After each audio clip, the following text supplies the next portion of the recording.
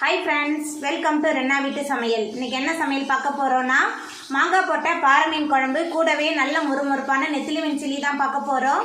ரெண்டுமே ரொம்ப சுவையாக இருக்கும். எளிமையான முறையில் ரொம்ப சுவையாக செஞ்சிடலாம். மாங்காய், மண்பானை, அதுக்கப்புறம் அரிசி கழுவுன தண்ணி இதெல்லாம் சேர்த்து நம்ம இந்த மீன் குழம்பு செஞ்சுருக்கோம். பாரம்பரிய முறைப்படி செஞ்சுருக்கனால இந்த மீன் குழம்பு ரொம்ப சுவையாக இருக்கும். இன்றைக்கி சமைச்சு நாளைக்கு சாப்பிட்றதுக்கு இன்னுமே ரொம்ப சூப்பராக இருக்கும். அந்த சுவையான மாங்காய் போட்ட பாறை மீன் குழம்பு, நல்ல முறுமுறுப்பான நெத்திலி மீன் சில்லி எப்படி செய்கிறதுன்னு வாங்க பார்த்துடலாம். மீன் குழம்பு பண்ணுறதுக்கு 4 டேபிள் ஸ்பூன் அளவுக்கு எண்ணெய் சேர்த்துக்கலாம்.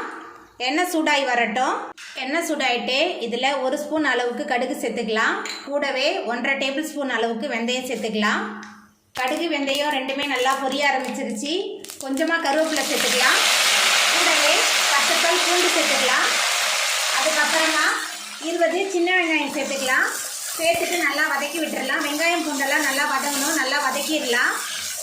மீன் குழம்புக்கு சின்ன வெங்காயத்தை முழுசாக உரித்து போட்டு நம்ம வதக்கி சமைக்கும்போது ரொம்ப சுவையாக இருக்கும். மீன் குழம்பு சாதத்தோடு கலந்து சாப்பிட்ற போது அந்த மீன் குழம்புல அந்த வெங்காயம் வாயில் அங்கங்கே கடிப்படும். ரொம்ப சுவையாக இருக்கும். ஒரு முறை இந்த மாதிரி நீங்கள் ட்ரை பண்ணி பாருங்கள். சின்ன வெங்காயம் பூண்டு நல்லா வதங்கி வந்துருச்சு. அதுக்கப்புறமா ஒரு தக்காளி பழம் பொடியாக நறுக்கி வச்சுருக்கேன். தக்காளி பழம் சேர்த்துடலாம். தக்காளி பழம் சேர்த்துட்டு நல்லா கலந்து விட்டு வதக்கிடலாம். நம்ம சேர்த்த தக்காளியும் நல்லா வதங்கி வந்துருச்சு. அதுக்கப்புறமா இதில் நம்ம மசாலா தூள் சேர்த்துக்கலாம். குழம்பு மிளகாய் தூள் 6 டேபிள் ஸ்பூன் சேர்க்குறேன். குழம்பு மிளகாய் தூள் சேர்த்துட்டு ஒரு 2 நிமிஷத்துக்கு இந்த எண்ணெயை நல்லா வதக்கி விட்டுடலாம்.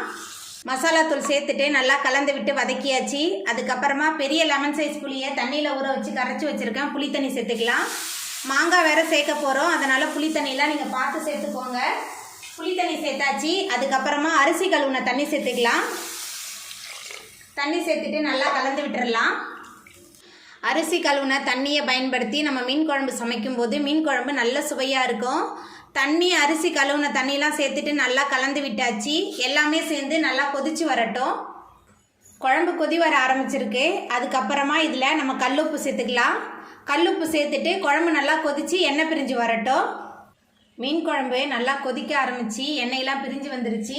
அதுக்கப்புறமா நம்ம சுத்தம் பண்ணி வச்சுருக்கிற மீன் சேர்த்துக்கலாம். இன்றைக்கி நான் பாறை மீன் எடுத்திருக்கேன்.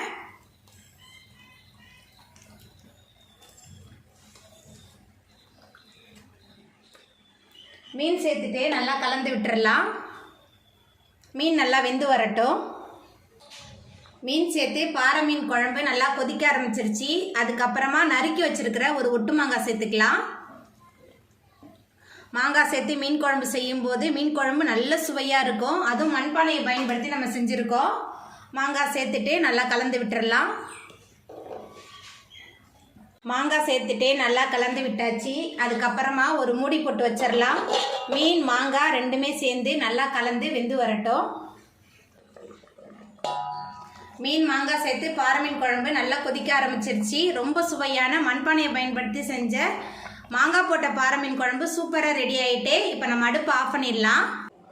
நெத்திலி மீன் சில்லி பண்ண போகிறோம். அதுக்கு 1/2 கிலோ அளவுக்கு நெத்திலி மீன் எடுத்திருக்கேன். நெத்திலி மீனை மஞ்சத்தூள் சேர்த்து நான் சுத்தம் பண்ணி வச்சுருக்கேன். அதுக்கப்புறமா இதில் நம்ம மசாலா தூள்லாம் சேர்த்துக்கலாம். இது கொஞ்சம் காரசாரமாக இருக்கும், அதனால் தனி மிளகாய் தூள் 1.5 டேபிள் ஸ்பூன் சேர்த்துக்கலாம். மிளகுத்தூள் 1 டேபிள் ஸ்பூன். குழம்பு மிளகாய் தூள் 2 டேபிள் ஸ்பூன் சேர்க்குறேன். எல்லாமே உங்கள் காரத்துக்கு தகுந்த மாதிரி சேர்த்துக்கோங்க. அதுக்கப்புறமா உப்பு சேர்த்துக்கலாம். கூடவே 5 டேபிள் ஸ்பூன் அளவுக்கு இஞ்சி பூண்டு விழுது சேர்த்துடலாம்.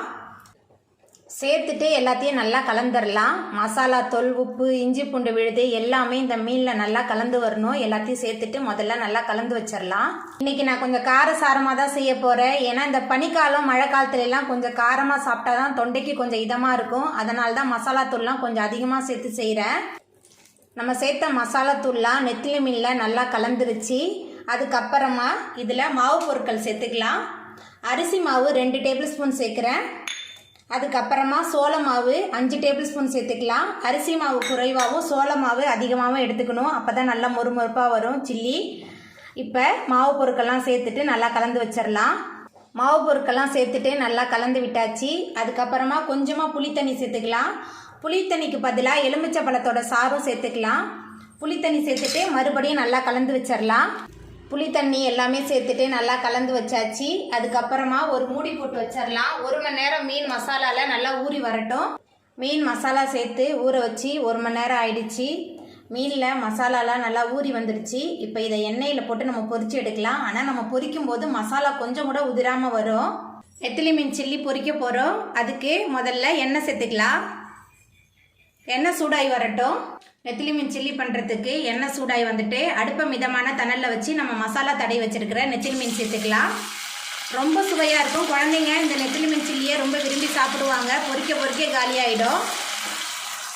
நெத்திலி மீன் நல்லா வெந்து வரட்டும். நெத்திலி மீன் ஒரு பக்கம் நல்லா ஃப்ரை ஆகி வந்துருச்சு. நம்ம அடுத்த பக்கம் திருப்பிடலாம். ரொம்ப சுவையாக இருக்கும் இந்த நெத்திலி மீன் சில்லி. அப்படியே சாப்பிட்லாம். ரெண்டு பக்கமுமே நல்லா ஃப்ரை ஆகி வரட்டும்.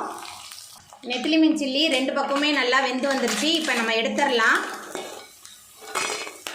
பாருங்கள், மசாலா கொஞ்சம் கூட உதிரவே இல்லை. ரொம்ப சுவையாக இருக்கும். ரொம்ப சுவையான நல்ல முறுமுறுப்பான நெத்திலி மீன் சில்லி சூப்பராக ரெடி ஆகிட்டு இதே மாதிரி எல்லாத்தையும் போட்டு நம்ம பொரிச்சு எடுத்துக்கலாம். அவ்வளோதாங்க. ரொம்ப சுவையான மாங்காய் போட்ட பாறை மீன் குழம்பு, நல்ல முறுமுறுப்பான நெத்திலி மீன் சில்லி சூப்பராக ரெடி ஆகிட்டு இந்த சுவையான மாங்காய் போட்ட பாறை மீன் குழம்பு, நல்ல முறுமுறுப்பான நெத்திலி மீன் சில்லியை நீங்களும் உங்கள் வீட்டில் செஞ்சு பாருங்கள்.